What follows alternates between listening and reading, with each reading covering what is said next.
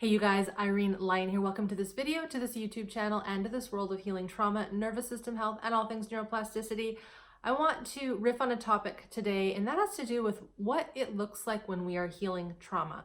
What is trauma release? Is there such a thing? And there's this sort of thing going on right now because trauma, stored traumatic stress, the nervous system, all these things that are becoming so well known to us, thankfully, it's a hot topic right now. And so there's sort of all these ideas of what does it look like? It should look like this. It has to be like that, da da da da. And one of the things that I think we've gotten confused about perhaps is that for trauma to heal, or for stored traumatic stress to heal, or for regulation of the nervous system to come back online, or maybe come back online, or come online, I should say, for the first time ever, that it looks like a lot of shaking, a lot of tremoring, and that is just not the truth. Now, there's this classic video from National Geographic. I'll pop a little bit of that up there right now, where there is a polar bear that is shaking. And if you really look at it and slow it down, you see that this bear is doing what's called completing procedural memory. He's running. And that's because it was tranquilized by these researchers, and there was a helicopter following him, and he basically got tranquilized mid-run. He couldn't flee, he couldn't get away. It was for research, and of course they treated him well. And when he came out of the tranquilizer medicine, the tranquilizing serum, if you will, he was shaking. But if you really look, it was a specific shaking. Now, that is technically called a shock trauma. And I go over the different types of trauma in my healing trauma video series, so be sure to check that out. I will post it below. So that is, yes, a shaking response. And for some of us who maybe have had events where we couldn't flee, maybe we were strapped down during surgeries, maybe we were physically attacked and we couldn't flee, all these things that would make it such that our bodies want to run, want to maybe fight, scream, shout, set up a boundary, and we couldn't. Then when we are healing, those behavioral actions, those motor patterns that are embedded in our unconscious will come out through movement. They will come out through maybe a shaking response. However, not all trauma release looks like that. For a lot of us that have had early developmental attachment wounds, let's just say disorganized attachment, not a safe environment in our home, where maybe there wasn't abuse, maybe there wasn't this deep desire to flee the house, but it just wasn't safe. We couldn't be ourselves. We maybe had mom and dad who didn't like each other. Maybe they didn't know how to communicate their emotions because they themselves didn't have that growing up. It's this vicious cycle. And so we might go into this work expecting, if I'm healing, I'm going to get these big, earthquakes of shakes coming out. But that's just not always the case. What it might look like when we are working with, let's say, these early developmental traumatic pieces where we were kind of in this unsafe soup for our entire childhood, infancy, and maybe in utero, it could look very different. It could be a deep sense of emotion that we feel, usually things like sadness, despair. Disgust is a big one. I've done a video on that. I will also post that one below. If we were not allowed to express our healthy aggression, there might be this desire to be aggressive, but from my experience, often with that, we see folks who are more shut down and collapsed.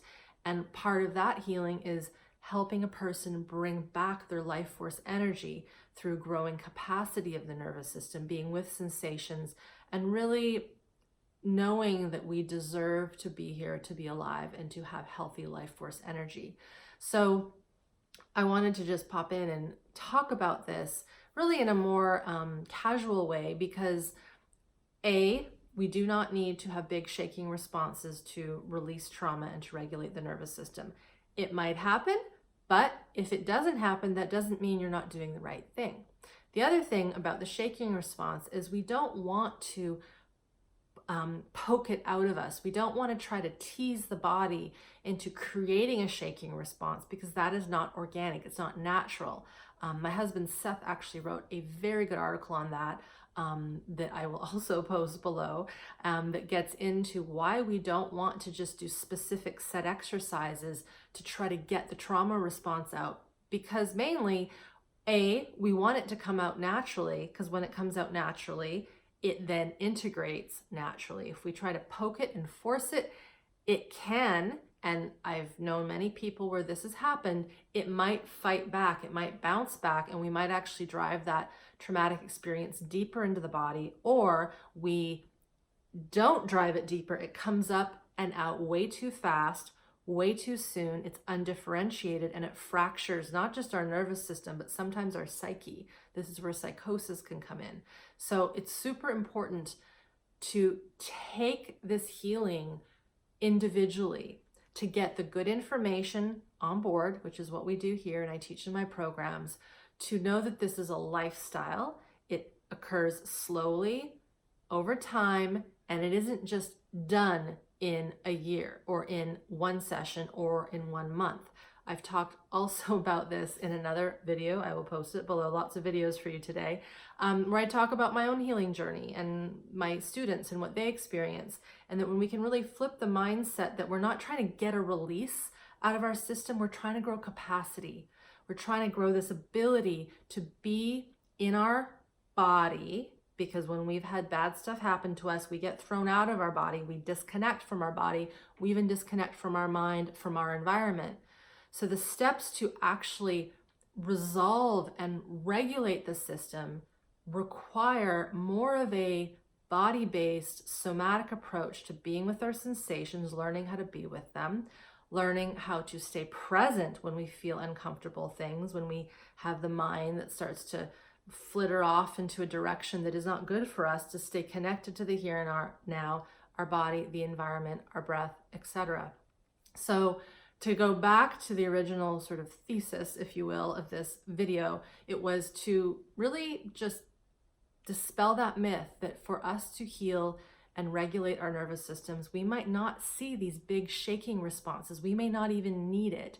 But if that is something that is in our system, and we know that there was a shock or a trauma where we needed to flee and fight and we couldn't, we don't want to provoke or evoke those things. We want them to come up and out naturally.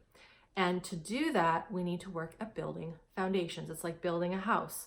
Foundations first, structure first, architecture first, understanding the engineering of our nervous system so that when the system is ready, it will let that come out. And trust me when I say things will come out in the way that they're supposed to. Granted, we give space for these old things to come out. It could come out in the form of shivers, it could be tears, it could be heat, it could be the immune system that does a little bit of a flop, the GI system does a bit of a flop.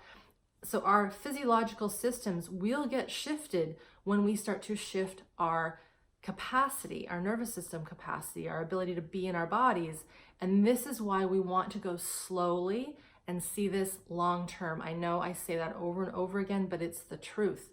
If we do not see this as a long-term enterprise, this healing of our system, of our human condition in general, we run the risk of doing too much too fast. The system freaks out and it shuts down even more, or it fractures and then we have to clean up the mess. And we don't want to do that anymore. I've seen too many people who have gone too fast, too soon, haven't had the capacity, haven't had the foundations or the education or the support or the safe environment for these things to come out. And then that's not so good. So bottom line, do the work that is for you, get what you need on board, and rather than looking to release, look inside and get really good at being with your entire physiology, your nervous system, your thoughts, your body systems, listening to it, allowing the impulses to come out and through, following those impulses and treating yourself with a heck of a lot of kindness and goodness. It's what we all want. It's what our body desires, and we all deserve it. So just a little note for you today. I know there was a lot of other videos and articles that I suggested in this video. I do recommend you go to the Show More section, which is just below, and choose 1 or 2 and work your way through those so you can get a little more intel on this concept. Thank you so much for being here, and we will see you next time. See how he's breathing there now?